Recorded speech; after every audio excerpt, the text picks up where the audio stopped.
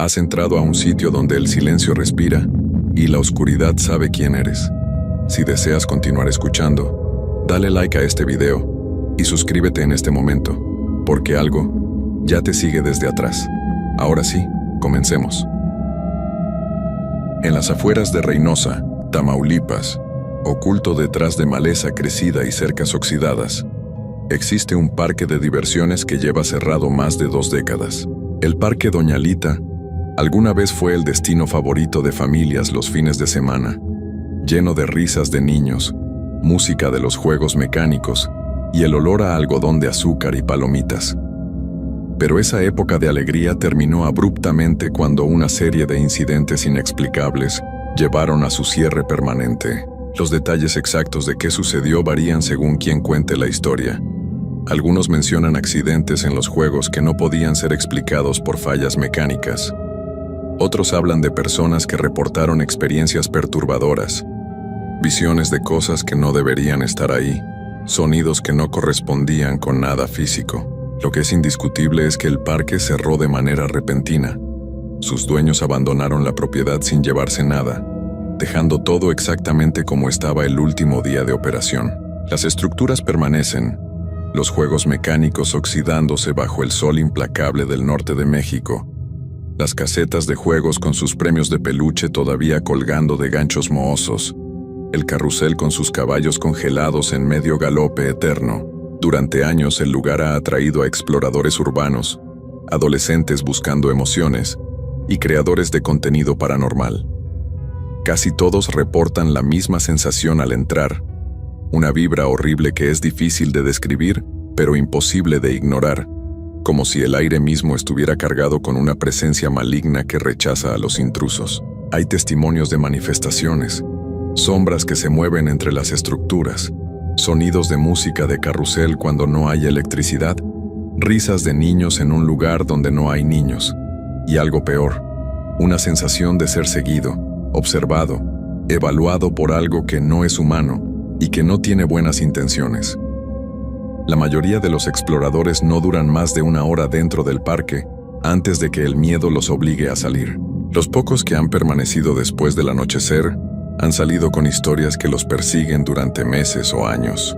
Lo que voy a contar sucedió hace 4 meses, cuando un grupo de amigos y yo decidimos explorar el Parque Doña Lita, documentar lo que encontráramos y tal vez desentrañar el misterio de por qué ese lugar emana tanta oscuridad. Ninguno de nosotros estaba preparado para lo que realmente encontraríamos, y ninguno de nosotros salió sin ser cambiado permanentemente por la experiencia. Me llamo Mauricio Silva Garza. Tengo 28 años y soy videomaker independiente especializado en contenido sobre lugares abandonados y fenómenos inexplicables, originario de Monterrey, Nuevo León. Durante 5 años he estado documentando sitios olvidados, desde hospitales psiquiátricos cerrados hasta pueblos fantasma, creando videos para mi canal donde exploro la historia de estos lugares y ocasionalmente capturo fenómenos que no tienen explicación fácil. Mi audiencia ha crecido considerablemente, lo que me permite dedicarme a esto tiempo completo. La idea de explorar el Parque Doña Lita vino de mis seguidores. Durante meses había recibido mensajes pidiéndome que investigara ese lugar, compartiendo sus propias experiencias o historias que habían escuchado. Finalmente decidí que era momento de hacer el viaje, especialmente después de que uno de mis seguidores me contactó con información específica sobre la historia del parque y cómo acceder al lugar. Organicé una expedición con 3 amigos que frecuentemente me acompañan en estas exploraciones. Sandra, una fotógrafa profesional de 30 años que documenta arquitectura abandonada. Rodrigo, un técnico de sonido de 29 años que graba audio ambiental y ayuda con la producción. Y Carmen, una historiadora aficionada de 32 años que investiga los antecedentes de los lugares que visitamos. Pasamos 2 semanas preparándonos, investigando todo lo que pudimos sobre el Parque Doña Lita. Carmen encontró artículos de periódicos de principios de los años 2000 que mencionaban el cierre, aunque las razones citadas eran vagas, problemas financieros y cuestiones de seguridad. Pero también encontró reportes más inquietantes en foros locales y sitios de chismes regionales. Un usuario anónimo Había escrito hace años sobre su experiencia trabajando en el parque durante sus últimos meses de operación. Describía un ambiente cada vez más tenso entre los empleados, juegos que funcionaban mal de maneras inexplicables, niños que lloraban sin razón aparente al entrar a ciertas áreas, y una sensación general de malestar que crecía conforme pasaban las semanas. El usuario afirmaba que varios empleados habían renunciado repentinamente, citando experiencias que los habían asustado, pero negándose a dar detalles específicos. También había testimonios más recientes de exploradores. Un grupo de estudiantes universitarios había entrado hace 2 años y grabado video con sus teléfonos. En las imágenes se veía claramente el parque deteriorado, pero en varios momentos había anomalías. Figuras en las ventanas de edificios que deberían estar vacíos, sombras que se movían contra la dirección del sol, y en un momento particularmente inquietante, el carrusel que empezaba a moverse lentamente por sí solo, a pesar de estar completamente oxidado y sin ninguna fuente de energía. Armados con esta información y nuestro equipo profesional, que incluía cámaras 4K, equipos de grabación de audio, detectores de temperatura y campos electromagnéticos, linternas profesionales y provisiones para un día completo, llegamos a Reynosa en un jueves de agosto. El parque estaba ubicado en lo que alguna vez había sido la periferia de la ciudad, pero que ahora estaba rodeado por desarrollos habitacionales más nuevos. Era fácil ver dónde estaba por las estructuras altas que sobresalían sobre la cerca, particularmente una rueda de la fortuna parcialmente colapsada y la torre de un juego de caída libre. La cerca perimetral estaba en mal estado, con varios puntos donde se podía entrar fácilmente. Encontramos una sección donde el alambre había sido cortado, probablemente por exploradores anteriores, y entramos alrededor del mediodía. Queríamos tener varias horas de luz diurna para familiarizarnos con el lugar antes de que oscureciera. Lo primero que golpeó al cruzar la cerca fue el silencio. A pesar de estar en una zona urbana con tráfico cercano, dentro del perímetro del parque había una quietud antinatural. Los sonidos de la ciudad parecían amortiguados, como si una barrera invisible bloqueara el ruido exterior. El segundo impacto fue visual. El parque era más grande de lo que anticipábamos, extendiéndose por varias hectáreas, y todo estaba congelado en el tiempo. Casetas de juegos con sus decoraciones descoloridas pero aún reconocibles. Juegos mecánicos en varias etapas de deterioro, algunos casi colapsados mientras otros parecían sorprendentemente intactos. Bancas donde las familias se habían sentado, ahora cubiertas de óxido y vegetación creciendo a través de las grietas en el metal. Sandra comenzó a tomar fotografías inmediatamente, documentando la decadencia hermosa pero inquietante del lugar.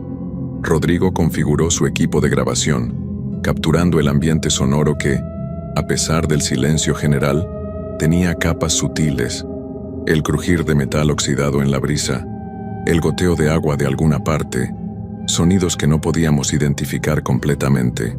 Carmen y yo empezamos a explorar metódicamente, filmando mientras caminábamos.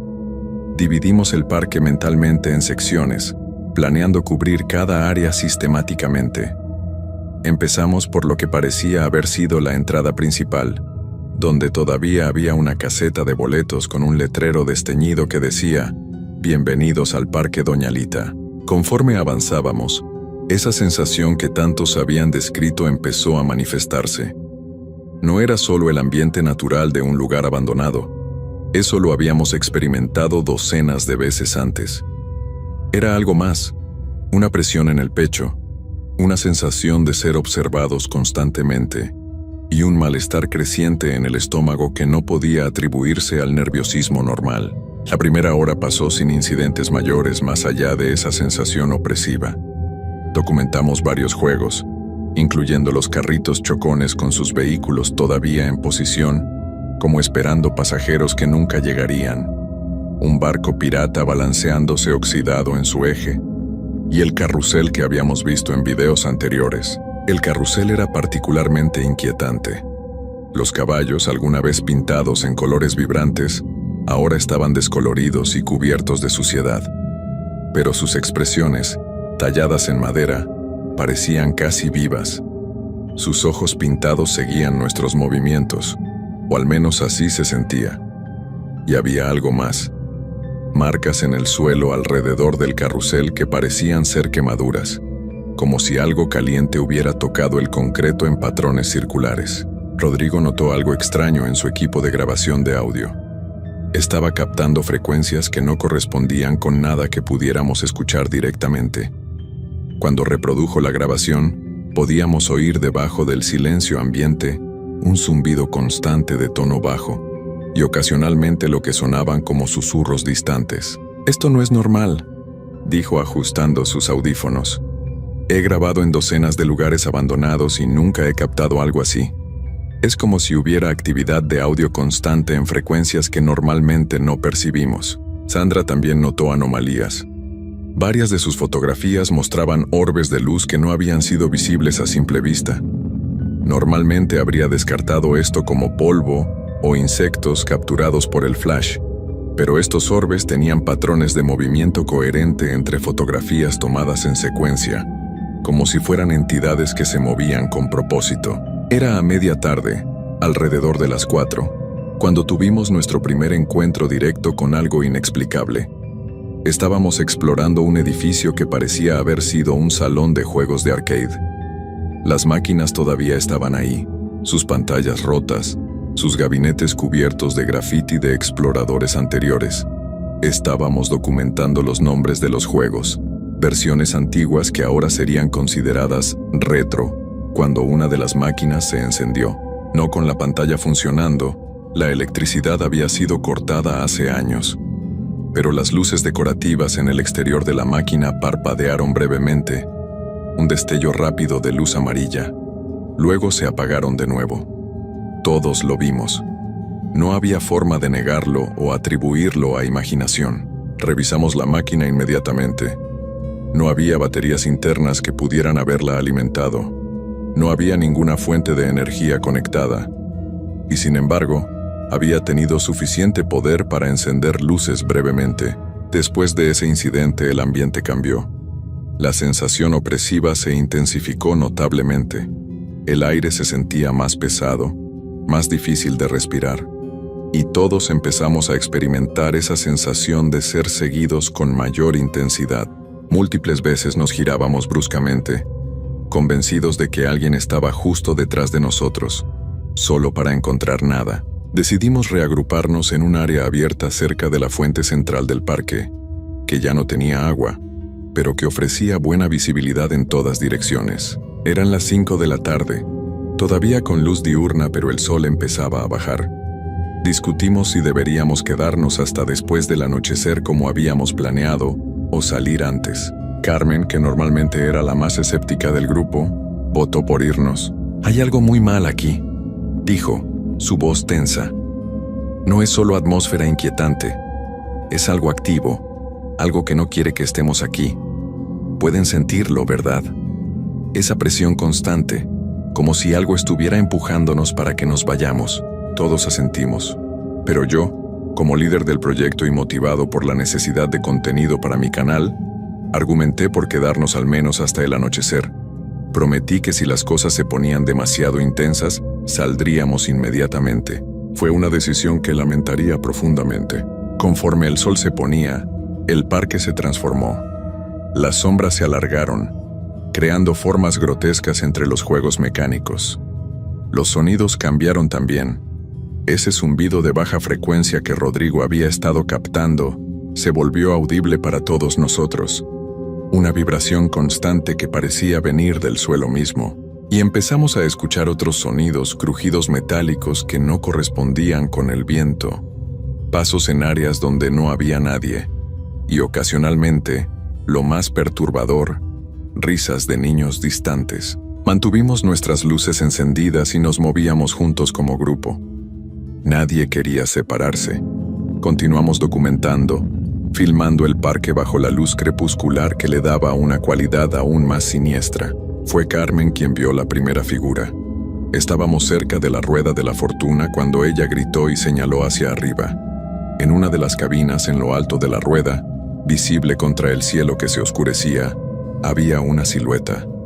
Parecía ser una persona sentada en la cabina, completamente inmóvil. «Hay alguien más aquí», susurró Sandra. Debemos irnos ahora, pero algo en esa figura me pareció extraño. Estaba demasiado quieta, y la cabina donde estaba sentada estaba parcialmente colapsada. No debería poder sostener el peso de una persona. Apunté mi cámara con zoom hacia ella, y lo que vi a través del visor me heló la sangre. No era una persona. Era una forma que sugería persona pero sin detalles definidos, como una sombra tridimensional sentada en esa cabina. Y mientras la observaba, giró lo que pasaba por su cabeza hacia nosotros. No tenía rostro, solo una oscuridad uniforme, pero pude sentir su atención fija en nuestro grupo. «Corran», dije, mi voz quebrándose. «No necesitamos más motivación». Empezamos a correr hacia la salida, hacia la sección de cerca que habíamos usado para entrar. Pero el parque que habíamos navegado fácilmente durante el día se había convertido en un laberinto confuso en la oscuridad creciente. Los caminos que recordábamos ya no parecían estar en los lugares correctos. Dábamos vueltas que pensábamos nos llevarían a la salida solo para encontrarnos en áreas completamente diferentes. Y las figuras se multiplicaron, no solo en la rueda de la fortuna, sino en todas partes.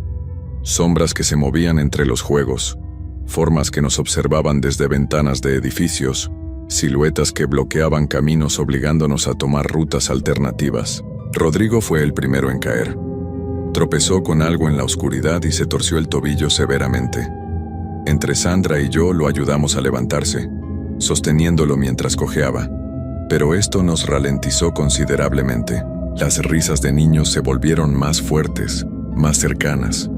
Ya no sonaban distantes, sino como si vinieran de todas direcciones, rodeándonos. Y había algo profundamente equivocado en esas risas. No eran de alegría, sino algo más oscuro. Risas burlonas, maliciosas. Entonces el carrusel empezó a moverse.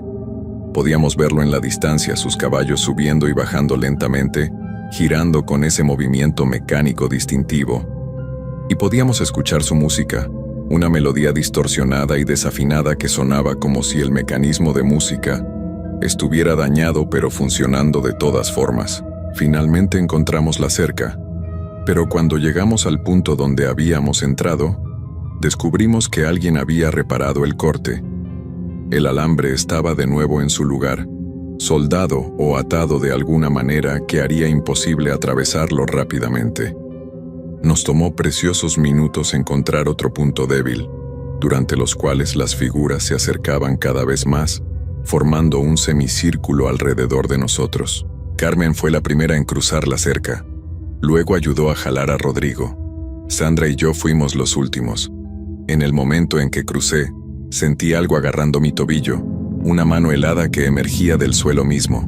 Grité y pateé, logrando liberarme, pero el contacto dejó una marca, una sensación de frío que penetró más allá de mi piel. Corrimos hacia nuestro vehículo estacionado a una cuadra de distancia. Solo cuando estábamos dentro con las puertas cerradas y el motor encendido, nos permitimos respirar. Miré hacia atrás al parque y vi docenas de figuras alineadas contra la cerca, todas mirando hacia nosotros. No persiguiéndonos más allá del perímetro, pero dejando claro que si regresábamos, no seríamos bienvenidos. Manejé de regreso a Monterrey esa misma noche a pesar de estar exhausto. Ninguno de nosotros quería pasar la noche en Reynosa, no después de eso. Durante el viaje revisamos el material que habíamos capturado. Las cámaras habían grabado mucho, demasiado. En el video se veían claramente las figuras que habíamos visto. No eran trucos de luz ni sombras naturales. Eran formas deliberadas, humanoides pero no humanas, moviéndose con intención. Las grabaciones de audio eran peores. Debajo de todos los sonidos ambientales había voces, docenas de voces susurrando cosas ininteligibles, y ocasionalmente una voz más clara, una voz femenina mayor que repetía una frase una y otra vez. No deberían haber venido. Ahora son parte de esto. Carmen identificó la voz después de investigación adicional. Correspondía a grabaciones archivadas de la dueña original del parque, la mujer de quien tomaba su nombre, Doña Lita. Había fallecido años antes del cierre del parque, pero según registros que Carmen encontró, había estado muy apegada al lugar, considerándolo su legado. Algunos decían que había hecho todo lo posible para mantener el parque funcionando incluso cuando los problemas financieros se acumulaban. Publiqué el video en mi canal, editado y con advertencias claras sobre el contenido perturbador. Se volvió viral inmediatamente, recibiendo millones de vistas en las primeras semanas. Pero la atención vino con consecuencias que no anticipé. Empecé a tener pesadillas cada noche, siempre sobre el parque, siempre perseguido por esas figuras de sombra. Y en las pesadillas, eventualmente me alcanzaban, y cuando lo hacían, me convertía en uno de ellos, atrapado en ese lugar para siempre. Los demás del grupo experimentaban cosas similares. Rodrigo desarrolló un miedo intenso a estar solo después del anochecer. Sandra dejó de fotografiar lugares abandonados completamente, el trauma demasiado profundo. Carmen empezó terapia para lidiar con ataques de pánico, pero lo peor es que todos sentíamos que algo había regresado con nosotros. No físicamente, sino algo más sutil, una conexión con ese lugar que no podíamos romper. Ocasionalmente escuchábamos esa música de carrusel distorsionada cuando no había ninguna fuente posible. Veíamos sombras moviéndose en nuestras casas que no correspondían con nada. Y todos, en momentos diferentes, recibíamos la misma sensación de que algo nos observaba, esperando. 2 meses después de nuestra exploración, recibí un mensaje de un usuario anónimo. Decía simplemente: "El parque te recuerda, te está esperando. Eventualmente tendrás que regresar. Todos regresan". He tratado de ignorar ese mensaje, de seguir con mi vida. Pero la atracción se vuelve más fuerte con cada día que pasa. Sueño con el parque constantemente. Y en esos sueños, Doña Lita me habla directamente, diciéndome que dejé algo de mí en su parque, y que para recuperarlo debo regresar, que ella mantendrá esa parte de mí hasta que lo haga. He consultado con expertos en lo paranormal, con sacerdotes, con curanderos. Todos dicen variaciones de lo mismo. Entré a un lugar que no debía ser perturbado, un lugar donde las fronteras entre mundos son delgadas, donde algo oscuro ha tomado residencia, y al entrar me marqué a mí mismo. Dejé una impresión que ahora sirve como ancla, tirándome de regreso. Soy Mauricio Silva Garza, y exploré el parque abandonado Doña Lita. Pensé que sería solo otro video, otra aventura. Pero ese lugar es diferente. No es simplemente abandonado, está habitado por algo que rechaza ser olvidado, que atrapa pedazos de quienes se atreven a entrar. Y ahora llevo esa marca, esa conexión, sabiendo que algún día, tal vez pronto, la atracción será demasiado fuerte para resistir y regresaré. Y cuando lo haga, no estoy seguro de que saldré de nuevo.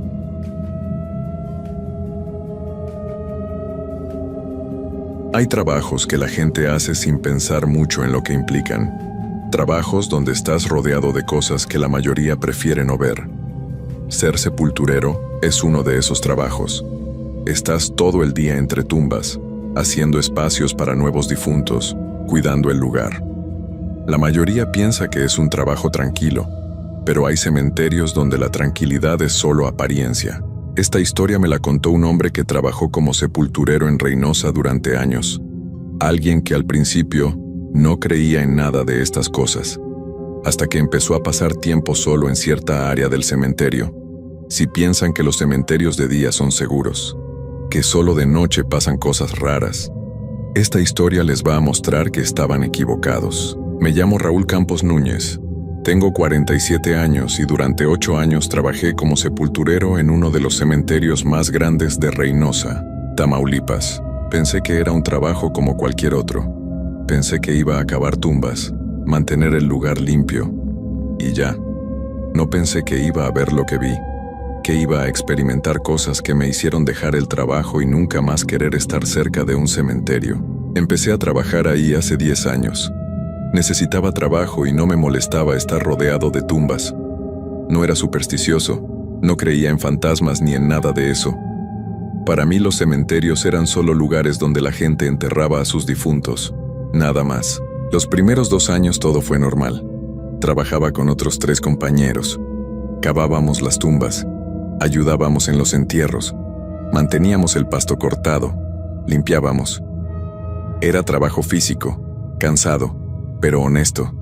Me pagaban bien y los horarios eran buenos. El cementerio era grande, tenía varias secciones. La sección nueva donde enterraban a la gente ahora, la sección media que tenía como 30 años, y la sección vieja, que tenía más de 60 años y ya casi no se usaba. La sección vieja estaba hasta el fondo del cementerio. Muchas de las tumbas ahí estaban abandonadas, familias que se habían ido de Reynosa o que ya no venían a visitar. Lápidas rotas, tumbas hundidas, hierbas creciendo por todos lados. Era un lugar descuidado. Nosotros generalmente no íbamos mucho a esa sección. Solo cuando nos mandaban a limpiar o cuando excepcionalmente alguien pedía enterrar a un familiar en una tumba vieja de la familia. Pero no era común. Todo cambió hace 8 años cuando contrataron a un encargado nuevo, Don Martín. Era un hombre mayor, como de 60 años, muy estricto. Quería que todo el cementerio estuviera impecable, incluyendo la sección vieja. Nos puso a limpiar esa área. Cortamos el pasto, arreglamos algunas lápidas, limpiamos las tumbas. Trabajamos ahí durante 2 semanas. Fue durante esa limpieza cuando empecé a notar cosas raras, pequeñas al principio. Una sensación de que alguien me observaba aunque estaba solo. Escalofríos sin razón en días calurosos. La sensación de que algo no estaba bien ahí. Mis compañeros también lo sentían. Uno de ellos, Chuy, me dijo que esa sección siempre le había dado mala espina, que prefería trabajar en cualquier otra parte del cementerio, pero don Martín insistía en que mantuviéramos esa área limpia, así que teníamos que ir seguido. Una tarde estaba yo solo en la sección vieja cortando pasto. Era como las 3 de la tarde, había sol, hacía calor, nada aterrador. De repente escuché una voz de mujer llamándome. Raúl, decía la voz, Raúl, ven, volteé a ver. No había nadie. Pensé que era algún visitante que necesitaba ayuda. Caminé hacia donde había escuchado la voz. Raúl sonó otra vez. Más cerca, seguí caminando. Llegué a una tumba vieja de las más antiguas. La lápida decía María del Carmen Soto. Había dejado de existir en 1962. La tumba estaba descuidada, cubierta de hierba. La voz venía de ahí, de esa tumba. Ayúdame, decía, por favor. Sentí un frío horrible. Me alejé de ahí rápido. Fui a buscar a mis compañeros, pero ellos estaban en otra sección. Cuando regresé con uno de ellos al lugar, ya no se escuchaba nada. Le conté lo que había pasado. Él me miró serio y me dijo que mejor no anduviera solo en esa sección. Que cosas raras pasaban ahí. Que él también había escuchado voces. Debía haberle hecho caso. Pero don Martín nos seguía mandando a trabajar ahí. Y muchas veces tenía que ir solo porque mis compañeros estaban ocupados en otras partes. Las voces siguieron. No todos los días, pero sí seguido. A veces eran susurros. Otras veces eran gritos lejanos. Siempre venían de las tumbas viejas. Siempre cuando estaba solo, o casi solo. Y luego empecé a ver cosas. Sombras moviéndose entre las tumbas. Figuras borrosas de lejos. Nunca eran claras, pero estaban ahí. Yo las veía y trataba de ignorarlas, de decirme que era mi imaginación, pero se fue poniendo peor. Una mañana llegué temprano a trabajar, como a las 7. Todavía no llegaban mis compañeros. Don Martín me pidió que fuera a la sección vieja a revisar unas tumbas que habían reportado hundidas. Fui con mi pala y mis herramientas. La sección estaba vacía, silenciosa. Empecé a trabajar en una de las tumbas hundidas. Estaba cavando cuando escuché pasos detrás de mí. Me volteé esperando ver a algún compañero o a un visitante tempranero. Pero no había nadie. El pasillo entre las tumbas estaba vacío. Regresé a mi trabajo. Pero los pasos continuaron, claros, como si alguien caminara justo detrás de mí. Me volteé varias veces. Nunca había nadie. Y entonces sentí algo. Una mano fría tocándome el hombro. Brinqué y me volteé rápido. Nada. No había nadie cerca de mí, pero yo había sentido claramente una mano, fría, presionando mi hombro. Agarré mis cosas y salí de ahí casi corriendo. Cuando llegué a la caseta de herramientas, Chuy ya había llegado. Me vio la cara y me preguntó qué pasaba. Le conté. Él negó con la cabeza. Te dije que no andaras solo ahí, me dijo. Esa sección tiene algo. Todos lo sabemos. Por algo nadie quiere trabajar ahí. Le pregunté qué era lo que tenía. Él me contó que años atrás, antes de que nosotros trabajáramos ahí, habían enterrado a gente rara en esa sección. Gente que, según se decía, había hecho cosas malas. Brujos. Gente que había hecho daño a otros. Y también habían enterrado ahí a gente que había tenido finales violentos. Me dijo que un sepulturero viejo le había contado que esa sección siempre había sido problemática, que los trabajadores reportaban cosas raras desde hacía décadas. Voces, sombras, sensaciones extrañas. Yo no quería creerlo. No quería aceptar que trabajaba en un lugar así, pero lo que había sentido era real. Esa mano en mi hombro había sido real. Traté de evitar esa sección lo más posible, pero don Martín insistía en que la mantuviéramos bien, así que no tenía opción. Las siguientes semanas fueron peores. Ya no eran solo voces y sombras. Empecé a ver figuras más claras. Gente que no debería estar ahí, parada junto a ciertas tumbas, mirándome trabajar. La primera vez que vi una claramente fue un martes por la mañana. Estaba podando el pasto cerca de una tumba cuando vi a un hombre parado a unos metros de mí. Vestía ropa vieja, de los años 60 o 70. Me miraba fijamente. Le iba a preguntar si necesitaba algo cuando me di cuenta de algo. Podía ver a través de él. Era transparente, como si fuera humo con forma humana. Me quedé congelado. Él siguió mirándome. No decía nada. No se movía. Solo me miraba con ojos vacíos. No sé cuánto tiempo pasó. Tal vez segundos, tal vez minutos. Finalmente él volteó y caminó hacia una tumba. Cuando llegó a la tumba, simplemente desapareció. Se desvaneció como humo. Fui a ver la tumba. Era la tumba de un hombre que había dejado de existir en 1973. Misma época que la ropa que había visto en la figura. Ahí entendí algo horrible. Lo que estaba viendo no eran solo apariciones aleatorias. Eran los que estaban enterrados ahí. Estaban saliendo de sus tumbas. O al menos, algo de ellos estaba saliendo. Después de ese día empecé a verlos todo el tiempo. No solo en la sección vieja, en todo el cementerio. Pero en la sección vieja era peor. Ahí había más. Muchos más. Algunos solo estaban parados junto a sus tumbas. Otros caminaban por los pasillos. Algunos me miraban. Otros ni siquiera parecían darse cuenta de que yo estaba ahí. Era como si estuvieran en su propio mundo. Y lo más perturbador era que podía verlos de día, a plena luz del sol. No necesitaba que estuviera oscuro. Estaban ahí siempre, solo que ahora yo podía verlos. Traté de hablarlo con mis compañeros. Chuy me entendía porque él también había visto cosas, pero los otros dos se burlaban. Decían que era mi imaginación, que pasaba demasiado tiempo solo, pero yo sabía que era real. Y cada día empeoraba. Ya no solo los veía. Empecé a escuchar conversaciones, voces hablando entre ellas, a veces en español, a veces en idiomas que no reconocía. Una tarde, como a las 5, estaba cerrando la caseta de herramientas. Ya casi era hora de irnos. Escuché voces viniendo de la sección vieja, voces de muchas personas hablando al mismo tiempo. Caminé hacia allá para ver qué pasaba. Pensé que tal vez había un grupo de visitantes, aunque era raro porque ya era tarde. Lo que vi me dejó helado. Había decenas de figuras entre las tumbas, algunas transparentes, otras más sólidas. Estaban ahí, paradas, algunas hablando entre ellas. Era como si fuera una reunión. Todas voltearon a verme cuando me acerqué. El silencio fue inmediato. Y entonces una de ellas, una mujer anciana, empezó a caminar hacia mí. Su rostro era triste. Extendió su mano hacia mí como si quisiera tocarme. Yo retrocedí. Ella siguió acercándose. «Ayúdanos», dijo con voz débil. «Nadie nos recuerda. Estamos olvidados». Retrocedí más. Otras figuras empezaron a acercarse también, todas con las manos extendidas, todas susurrando lo mismo, que las ayudara, que no las olvidara. Salí corriendo de ahí. Corrí hasta la entrada del cementerio donde estaban mis compañeros esperándome para irnos.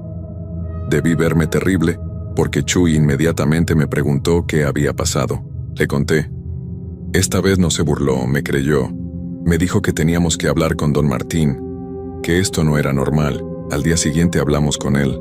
Le dijimos que había algo raro en la sección vieja, que no queríamos trabajar ahí. Don Martín nos miró enojado. Son puras supersticiones, nos dijo. No voy a permitir que el trabajo se atrase por miedos tontos. Van a seguir manteniendo esa área como las demás. Chuy renunció esa misma semana. Me dijo que no valía la pena, que buscara otro trabajo. Pero yo necesitaba el dinero. Tenía familia que mantener. No podía renunciar tan fácil, así que seguí trabajando. Pero empecé a llevar cosas para protegerme. Un rosario que mi mamá me dio. Una estampa de San Judas. Pensé que tal vez ayudaría. Ayudó un poco. Las figuras no se acercaban tanto cuando llevaba esas cosas. Pero seguían ahí. Siempre ahí. Mirándome. Siguiéndome con la mirada mientras trabajaba. Lo que me hizo finalmente decidir que tenía que irme fue lo que pasó hace 2 años. Me mandaron a cavar una tumba en la sección vieja. Una familia había pedido enterrar a su abuela ahí, junto a su esposo que había sido enterrado en 1980. Era raro porque casi nadie pedía esa sección ya, pero era su derecho. Empecé a cavar temprano por la mañana. Era un día soleado, caluroso. Estaba solo porque los otros 2 sepultureros estaban trabajando en la sección nueva. Mientras cavaba, empecé a sentir que algo no estaba bien. El aire se puso pesado.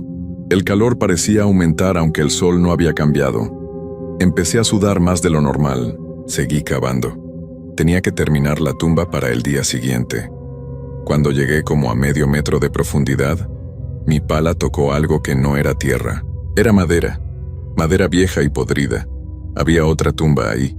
Una tumba que no estaba registrada. Eso pasaba a veces en cementerios viejos. Los registros se perdían o estaban mal. A veces cavabas y encontrabas restos de tumbas antiguas. Debía haber parado ahí. Debía haber ido a reportarlo, pero por alguna razón seguí cavando. Quería ver qué había.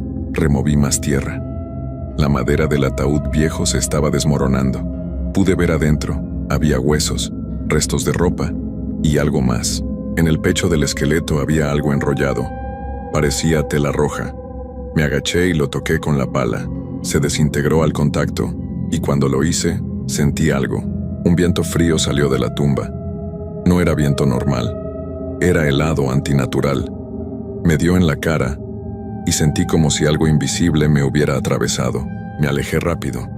Y entonces vi algo que me aterró. De la tumba empezó a salir humo negro. No era humo normal. Era espeso, oscuro, y se movía como si estuviera vivo. El humo se elevó como 2 metros y empezó a tomar forma. La forma de una persona. Una figura alta, oscura, con ojos rojos brillantes. La figura me miró, y en mi cabeza escuché una voz. No con mis oídos, en mi cabeza. «Me liberaste», dijo la voz. «Estuve atrapado aquí por décadas y ahora estoy libre». La figura se rió. Un sonido horrible que hizo eco en mi mente. Luego se disipó.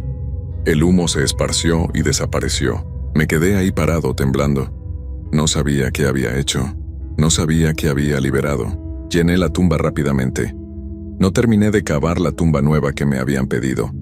Fui con don Martín y le dije que esa área no se podía usar, que había encontrado una tumba vieja no registrada. Él se molestó, pero tuvo que buscar otro lugar para la familia. Esa noche no pude dormir. Seguía viendo esa figura en mi mente. Seguía escuchando esa risa horrible. Y a partir de ese día, las cosas en el cementerio empeoraron. No solo para mí, para todos. El otro sepulturero empezó a reportar cosas. Voces, sombras, sensaciones extrañas.